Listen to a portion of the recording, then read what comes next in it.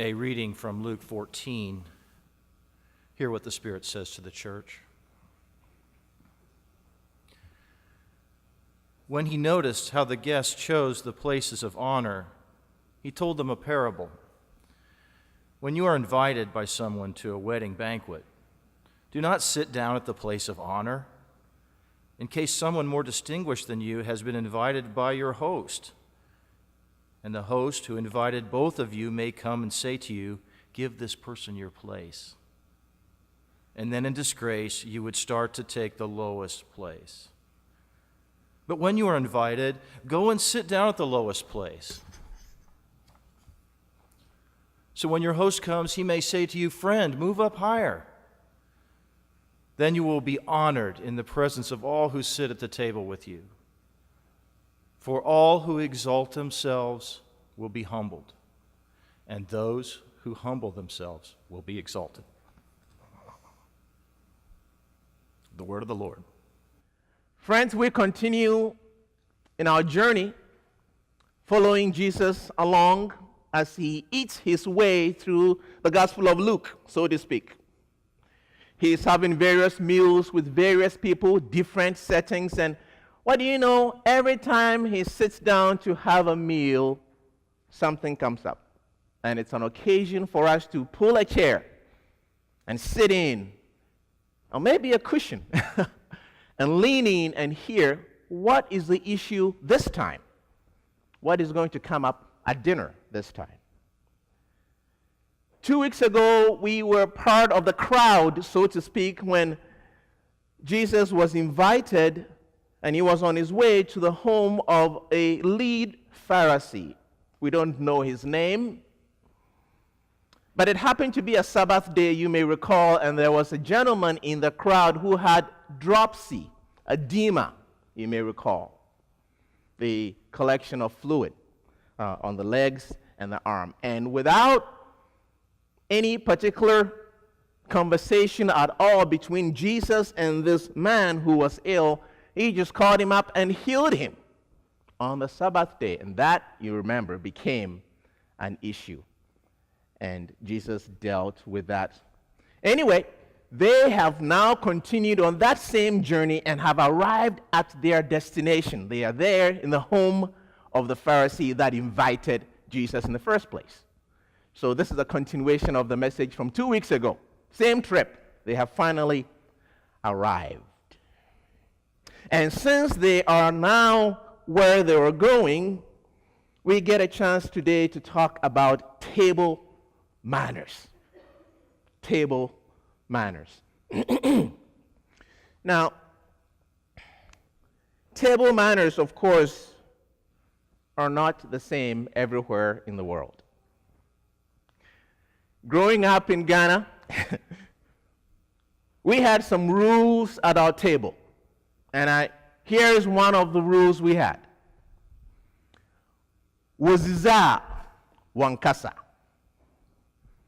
Woziza wankasa. Here's how it translates. People who are eating do not talk. Woziza wankasa. People who are eating do not talk. Now, when you first hear that, you think, now that's a good idea. After all, who wants to watch somebody chew, right? We call that at our table seafood. That's not good. We don't want to see what you're eating.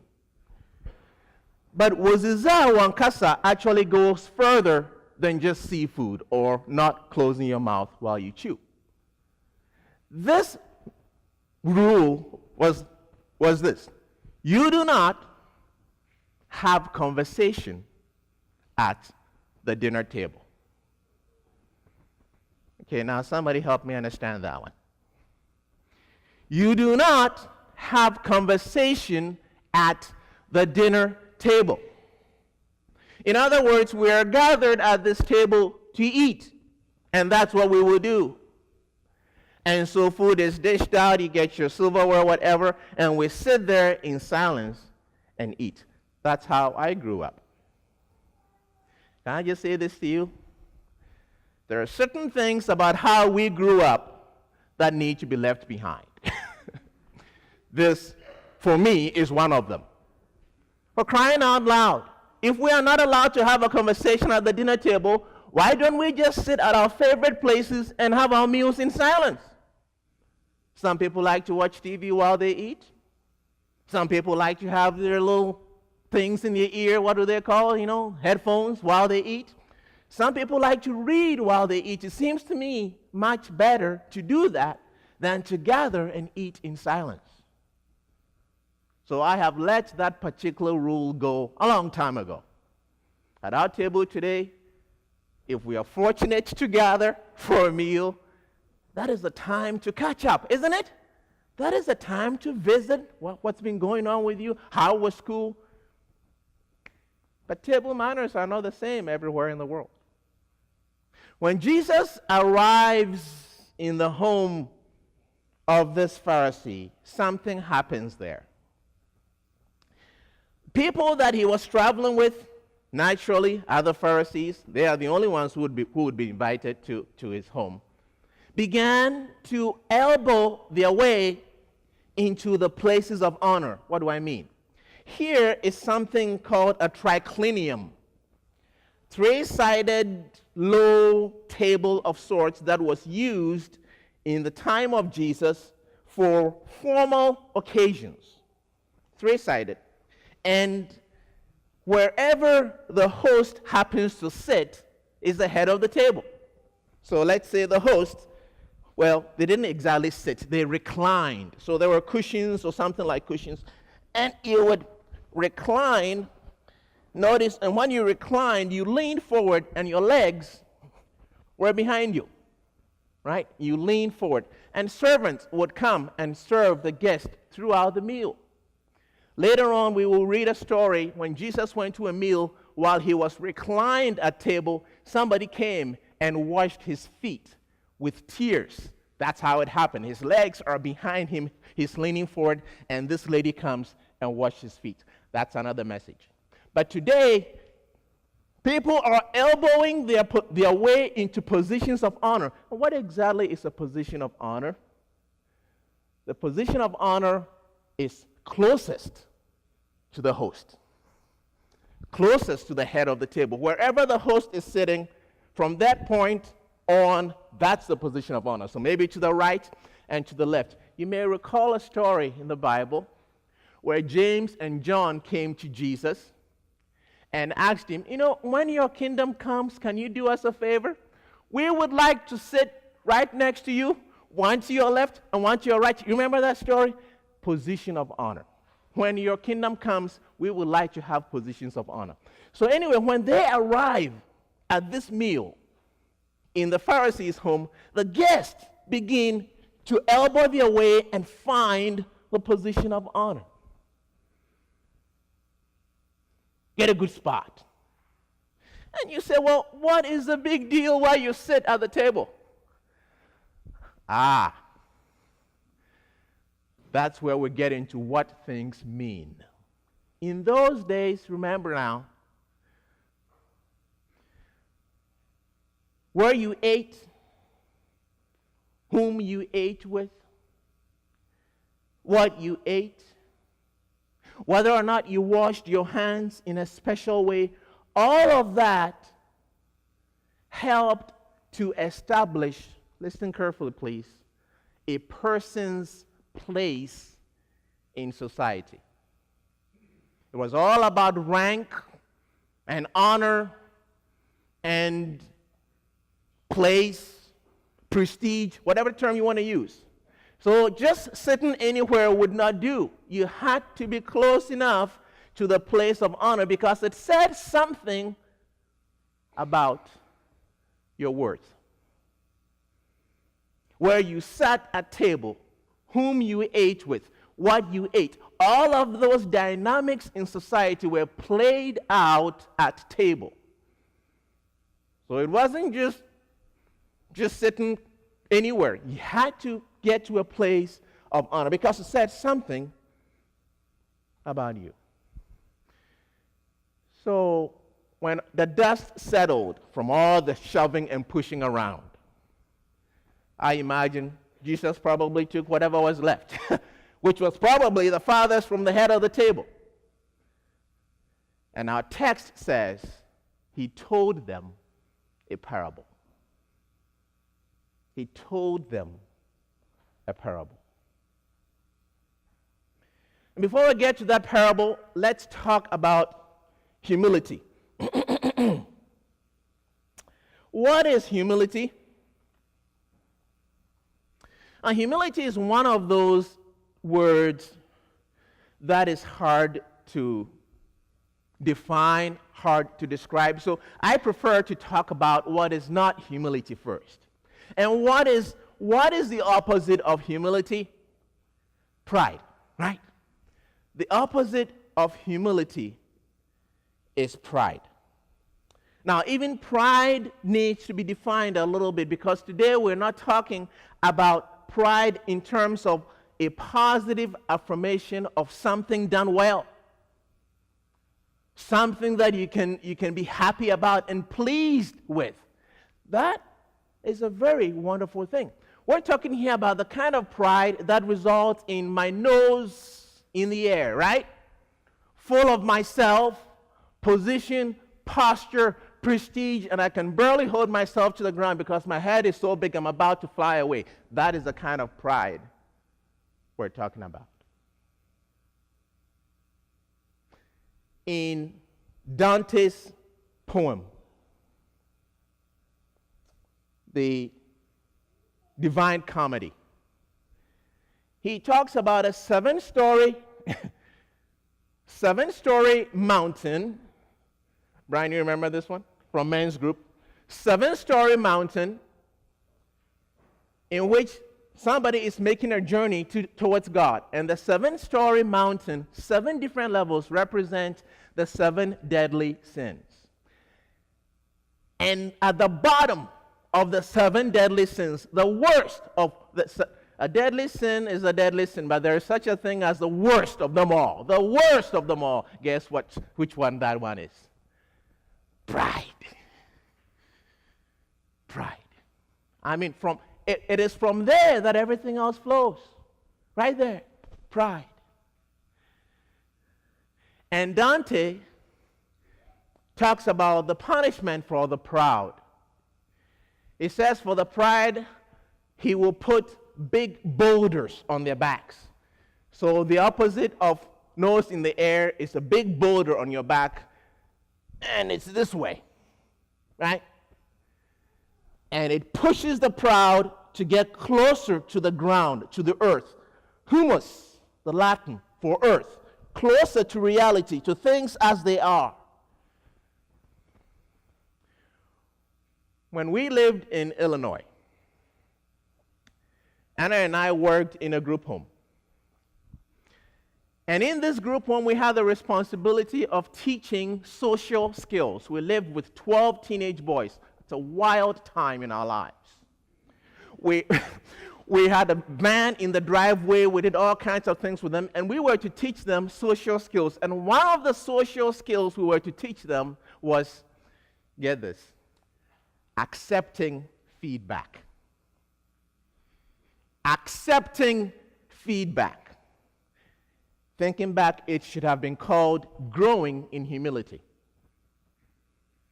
Growing in humility. But do you know that there are people you can't help even if you wanted to help? Because they won't listen to you. There are people that cannot be hired for long term because the first performance review results in an explosion. They won't listen. They know it all. There are people who cannot be on a team to play with because the coach can't teach them anything. Accepting feedback. What a difference it makes to be able to say, I didn't think about it that way. Thank you for saying that. I will consider that next time it comes around. Pride. Pride. We just can't hear it. Can't receive it, even if it's meant for our good. So Jesus begins to talk with these people hear about this story. And I want us to get into the text here a little bit today. So turn on your phone, turn on your tablets, whatever you've got which has a Bible in it, reach into that Pew Bible if you want. And we'll turn our Bibles to Luke chapter 14. And we just want to walk through these 4 verses here very quickly as Jesus teaches about humility. Verse 8, when you are invited by someone to a wedding banquet, do not sit down at the place of honor. First of all, notice that everybody who is at this wedding banquet comes by invitation. When you are invited, everybody comes by invitation. Nobody gets there because they've earned it. They're particularly good looking or they have such a good name. Everybody comes by invitation. Continuing on. Do not sit at the place of honor in case someone more distinguished than you has been invited by your host. And the host who invited both of you may come and say to you, give this person your place. Now that's a big deal over there. Give this person your place. Because the next line says, and then in disgrace you would start to take, what does it say? The lowest place. It doesn't say the next place because it's already taken. You have to go all the way down to the end of the table to have a seat. You will sit at the lowest place. Verse 10. But when you are invited, go and sit down at the lowest place so that when your host comes, he may say to you, look at the next word, friend, move up higher. See the difference? Friend, move up higher. Earlier, in verse 9, it says, give this person your place. You don't even get friend when it comes and says, give this person your place. It's just, give this person your place. But when it comes to lift a person up, it says, friend, move up higher. And then you would be honored in the presence of all who sit at table. And that word honored is the word that comes from doxa, which means glory. And in fact, glory only belongs to God. So it says you would be glorified. In other words, the host will be giving you something that only the host can give, glory. God will honor and glorify you. For all who will exalt themselves will be humbled. And those who humble themselves will be exalted.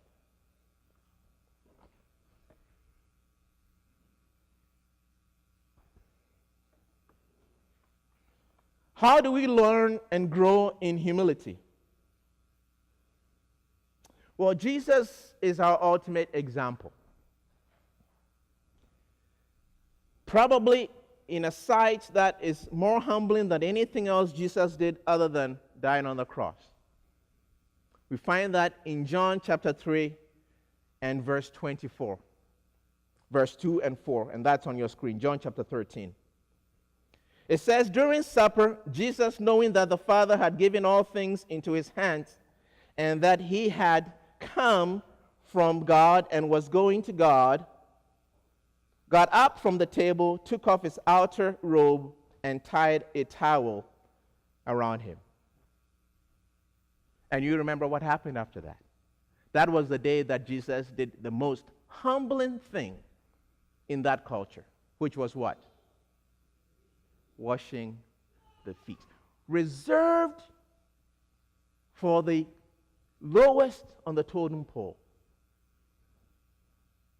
If you were a servant, you could not be made to wash somebody's feet. You had to be a servant who was not a Jew to wash somebody's feet. I mean, you couldn't get any lower than this. Jesus says in the beginning, during supper, Jesus, knowing that the Father had given all things into his hands and that he had come from the Father. What I'm hinting at is I believe that Jesus did what he did in part because he was safe and secure in who he was. He knows who he is. He knows what he's about. He says, knowing that the Father has given all things into his hands. He has come from the Father and he's going back to the Father. What we do so often is we get caught up with what we think, what somebody else's think, and that's what we build our lives around. Knowing what God says about us, that's the beginning of learning humility. And what is it that God says about you and me? The fundamental, most basic truth of what God says about you and me is that you are God's beloved child. That's it. You are God's beloved child.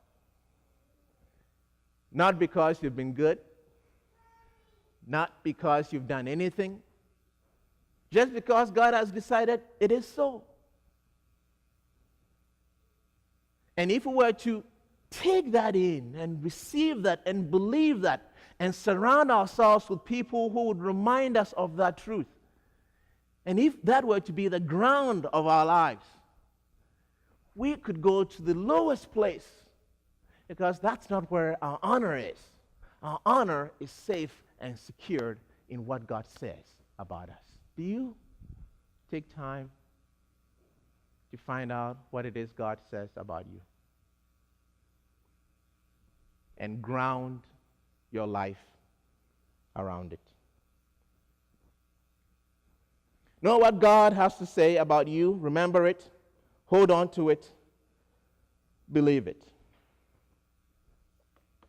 That's the first step, I think, for growing in humility. But I know what you're thinking. Oh, maybe I'm guessing. You're thinking, Pastor, I'm a practical person. And I'm a practical person. If we're going to talk about growing in humility, I would like to know something that I could do. Not just believe what God says, do. Well, I get that. So how about get very practical? Go back to the text. What was the practical thing that Jesus said we ought to do when we are invited? What did he say we ought to do? Take the lowest seat. Now, how practical can that get? That's very practical. Take the lowest seat. Take the lowest seat. When that parking lot opens at work, because the person who had been there for 400 years has finally retired and everybody is moving up, oh my goodness, I can finally secure that spot and not have to walk 4 miles through the snow to get to work. Take the lowest seat. Take the lowest seat. Take the lowest seat. When it turns into eyeball to eyeball, who is right, who is wrong, and by gosh, it's going to be this way, take the lowest seat. Take the lowest seat. Why? Because Jesus says there's another banquet coming. Another banquet is coming. And at that banquet, the great reversal is going to take place. And what's that great reversal? Those who sought to exalt themselves, like it or not, will be humbled. And the humble will be exalted. This is not all there is. There is a great banquet coming. So, my friends, believe what God says about you. You are God's beloved. Not what it says on TV or what your neighbor says or even what you think. Believe that you are God's beloved, and that is where your security and honor is located. But then to get real practical, take the lowest seat. Father, these are not things we can do on our own. We get caught in sharp elbows and competition because, well, that's what the whole world is about. And sometimes we can't even hear when someone is offering a word that will help us grow. So proud sometimes we become. Help us to believe, to seek out what you say about us, and to build our lives on it, on that truth. That you cherish us, you love us because you're God and you have made us. Help us to believe that, to relax, to allow that to be the seed around which we live our lives. And when the temptation rises to exalt ourselves, help us to take the lowest seat. And we ask this in the name of Christ our Lord. And all of God's people said, Amen.